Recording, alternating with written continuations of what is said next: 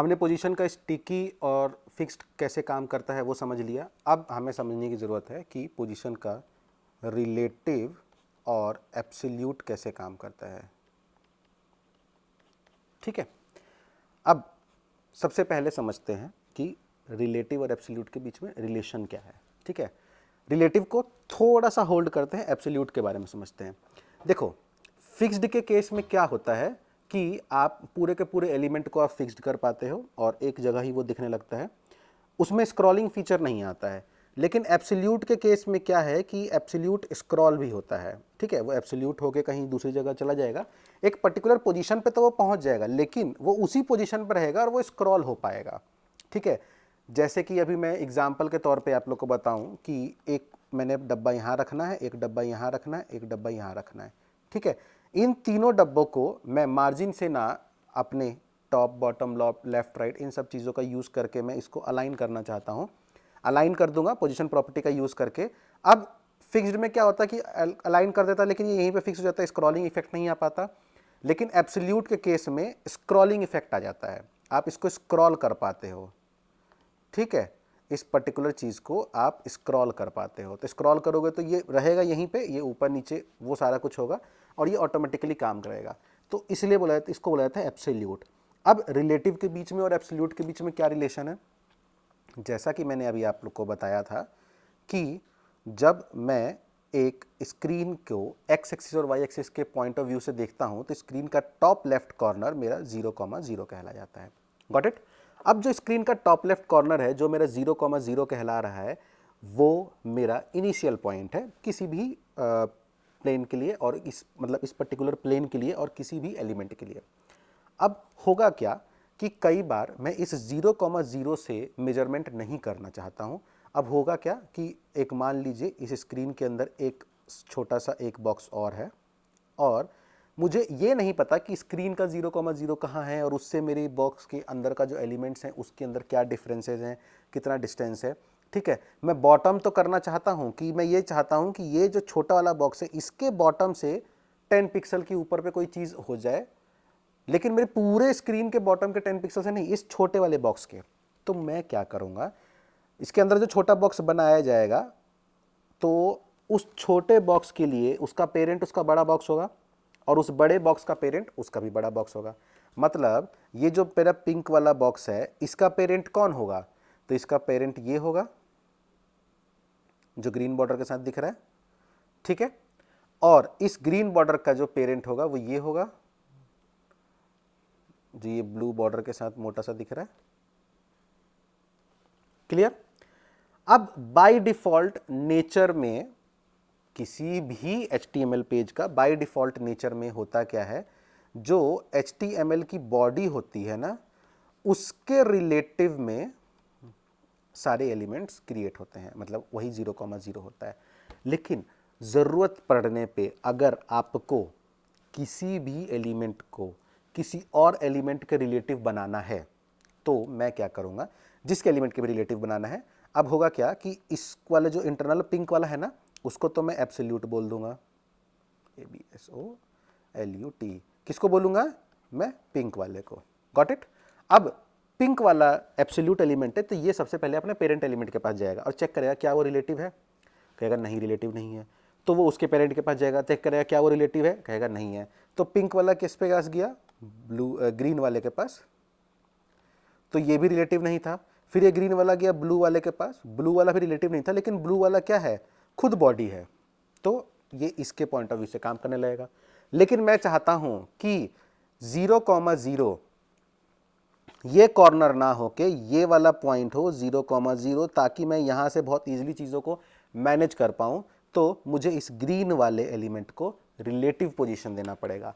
अब होगा क्या कि ग्रीन वाला जो बॉक्स है वो रिलेटिव बन जाएगा, तो अब जितने भी मेजरमेंट्स होंगे उसके चिल्ड्रंस के उसके अंदर उसके लिए बॉडी की तरह वो एक्ट करेगा। मतलब हम उस बॉडी के जो कोर नेचर था उसको रिप्लेस कर रहे हैं किसी और चीज से और किसी और डिव से।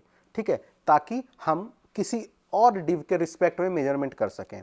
हमें बॉडी से मेजरमेंट नहीं करनी है, हमें इस पर्टिकुलर डिव से मेजरमेंट करनी है। I hope I am making this part very clear कि मेरा 0,0 जो पूरे स्क्रीन के टॉप कॉर्नर में था वहां से शिफ्ट करके मैंने उस डिव के एलिमेंट के कॉर्नर पे रख दिया।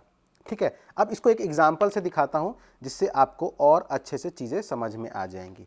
ठीक है, मैं क्या करता हूं, अपने VS कोड पे चलता हूं। ठीक है, अब इस बटन के नीचे मैंने एक HR लगा दिया, एक BR लगा दिया, एक और BR लगा दिया, एक और BR लगा, थोड़ा सा नीचे गैप आ गया। मैंने एक डिव बनाया और डिव के अंदर ID they the box. Got it. इस बॉक्स के अंदर मैंने एक बटन बनाया। ओके, अब इस बटन को मैंने दे दिया नाम INSID, इनसाइड बॉक्स। ये बटन का नाम इनसाइड बॉक्स हो गया और इस बटन को भी ID they the box button. Clear. अब चलिए इस बॉक्स को मैं क्या करता हूं, #बॉक्स,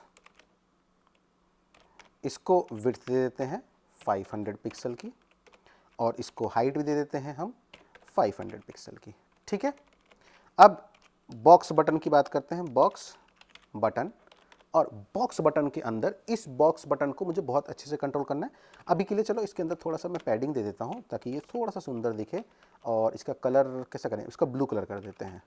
तो मैं इसका जो बैकग्राउंड कलर है वो ब्लू कर देते हैं और साथ में इसका जो टेक्स्ट है वो ब्लू से थोड़ा ब्लू पे ब्लैक अच्छा नहीं लगेगा, इसको वाइट कर देते हैं। सो टेक्स्ट का कलर मैंने वाइट कर दिया। ओके, नाउ आउटपुट चेक कर लेते हैं। तो ये बिल्कुल नीचे एक बॉक्स बन रहा है 500 बाई 500 पिक्सल का और उसके अंदर एक मेरे पास इनसाइड बॉक्स नाम का एक बटन है। चलो बॉक्स मेरे को दिख नहीं पा रहा है तो एक काम करते हैं ना, बॉक्स को हम कुछ बैकग्राउंड कलर दे देते हैं। बैकग्राउंड कलर क्या दें क्या दें क्या दें क्या दें, तो चलो ब्लरी वुडन कलर दे देते हैं और साथ में इसको बॉर्डर भी दे देते हैं। क्लियर। तो अब देखो मेरे को बॉर्डर भी दिख रहा है, बॉक्स भी दिख रहा है, वो वुडन कलर का बॉक्स दिख रहा है, उसके अंदर इनसाइड बॉक्स चीज़ें लिखी हुई हैं। ठीक है, अब इस बॉक्स के नीचे भी मैं कुछ टेक्स्ट डालना चाहता हूं तो मैं एक और पैराग्राफ टैग बना लेता हूं और यहां पे लोरेम 500 यूज कर लेता हूं। क्लियर है। अब यहां पे सारी चीज़ें मेरे को दिखने लगेंगी। अब यहां पे आउटपुट देख लेते हैं। चलिए, तो ये इनसाइड बॉक्स लिखा गया और इसके नीचे भी ये कुछ लोरेम में लिखा हुआ है। अब ये बॉक्स मेरे को यहाँ पे देखो बना हुआ है। अब मेरे को चाहिए कि जो इनसाइड बॉक्स चीज़ लिखी हुई है ये इस बॉक्स के पर्टिकुलरली यहाँ पे बॉटम कॉर्नर में चिपक जाए आके, जैसे कि ये हेल्प वाला बटन चिपका हुआ है, लेकिन ये इस बॉक्स के साथ स्क्रॉल भी हो और वो वहीं पे रहे। ये कैसे पॉसिबल है। ठीक है, अगर इसको मैं पैडिंग देके कुछ करूँगा तो ऑब्वियसली इस बॉक्स का साइज़ वगैरह सब कुछ डिस्टर्ब हो जाएगा। क्या करें क्या करें क्या करें, तो यहाँ पे हमारे पास आता है पोजीशन एब्सोल्यूट। तो इसको कर देता हूं मैं पोजीशन एब्सोल्यूट। ठीक है, बॉटम 20 राइट 20, तो बॉटम 20 क्योंकि मेरे को बिल्कुल वो हेल्प वाले बटन की तरह चाहिए ना, तो bottom 20 px and right 20 px। Clear है। तो अब बॉटम 20 px और राइट 20 px से देखो ये कहाँ गया, ये देखो यहाँ पे ये दिखने लगा, ये बॉटम 20 px राइट 20 px। अब इसने किस हिसाब से ये बॉटम वगैरह सब कुछ अरेंज किया, ये पूरे स्क्रीन के हिसाब से। अब स्क्रीन के हिसाब से तो बॉटम 20 px राइट 20 px यही है। अब स्क्रॉल करके करो तो इसने किसको रिलेटिव माना, इसने रिलेटिव माना मेरी पूरी की पूरी बॉडी को।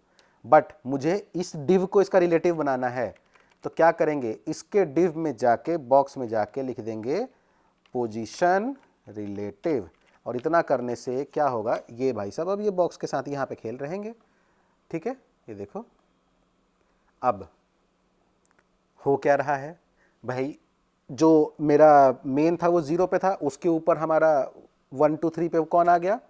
तो अब जेड एक्सिस की बात करते हैं कि जेड एक्सिस किस तरह से वॉक कर रहा है। हो क्या रहा है, जो मेरा मेन था,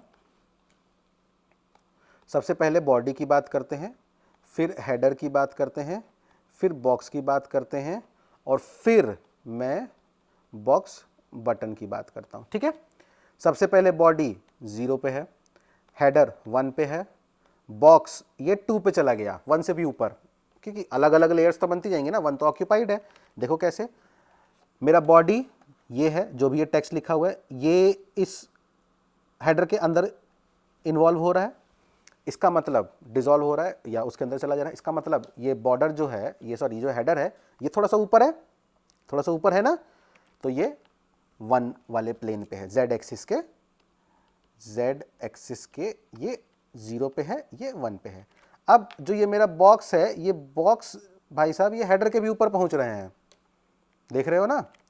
तो ये जो बॉक्स है ये 2 नंबर प्लेन पे है, और बॉक्स के अंदर मेरा बॉक्स बटन बना हुआ है, तो ये तो उसके भी ऊपर है ना, ये जनाब है 3 नंबर पे। ठीक है, अब मुझे चाहिए कि हेडर मेरे को सबसे ऊपर चाहिए, तो मुझे इसके z एक्सिस के साथ मेरे को कुछ ना कुछ तिगड़मबाजी करनी पड़ेगी। तो अब मैं क्या करूँगा, मैं अपने बॉर्डर के जो हेडर है, सॉरी बॉक्स जो भी मेरा वेब पेज का हेडर है, इसका z एक्सिस, अब z axis actually z axis से नहीं z इंडेक्स से चेंज किया जाता है, और z इंडेक्स मैं कर देता हूँ 10। लो जी, तुम 1 2 3 4 पे रहो, हम सीधा 10 पे रहेंगे। तो अब ये इसके अंदर ऑटोमेटिकली समा जाएगा। ठीक है, अब ये नीचे वाला टेक्स्ट को थोड़ा सा और बढ़ाते हैं, तो चलो नीचे वाला टेक्स्ट को थोड़ा सा और बढ़ाते हैं, ये और ज़्यादा मैंने टेक्स्ट कर दिया। ठीक है, यहाँ पे हमने इसको z एक्सिस को 10 कर रखा है, और इस तरीके से मेरा काम हो रहा है। तो यहाँ पे हम लोगों ने नोटिस किया कि किस तरीके से हम z एक्सिस के साथ काम कर सकते हैं, किस तरीके से पोजीशन और एब्सोल्यूट काम होता है, और किस तरीके से मेरा स्टिकी काम होता है, किस तरह से मेरा फिक्स्ड काम होता है। अब ये जो रिलेटिव पोजीशन कर रहे हैं हम लोग, एब्सोल्यूट कर रहे हैं, ये हम लोग इस बॉक्स के अंदर, अभी इसके लिए मैक्स, अगर मैं यहाँ पे मैक्स की बात करूँ, ये मेरे स्टाइल के अंदर बॉटम को 0 पिक्सल पे कर दूँ, तो कहाँ जाएगा, ये नीचे बॉटम से यहाँ चिपक जाएगा।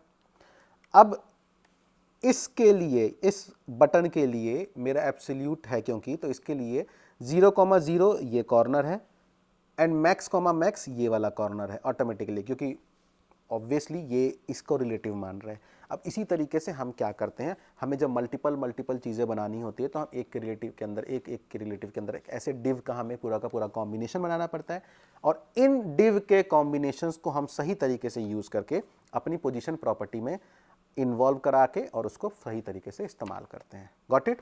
सो ये था पूरा का पूरा कंप्लीट पोजीशन प्रॉपर्टी, जिसको आपने बहुत अच्छे से समझा, और हमने इसको बहुत अच्छे से एग्जांपल के साथ एक्सप्लेन भी किया। सो पोजीशन प्रॉपर्टीज़ यहाँ पे ख़त्म होती हैं। आप इन सब चीज़ की प्रैक्टिस कर लीजिएगा, और आपको जो भी प्रॉब्लम आए उसके लिए आप इस वीडियो को अच्छे से समझ लीजिएगा। आपको यहाँ पे सारी प्रॉब्लम की प्रॉपर्टीज़ यहाँ पे प्रॉपर समझाई हुई हैं। Okay, so till then all the best.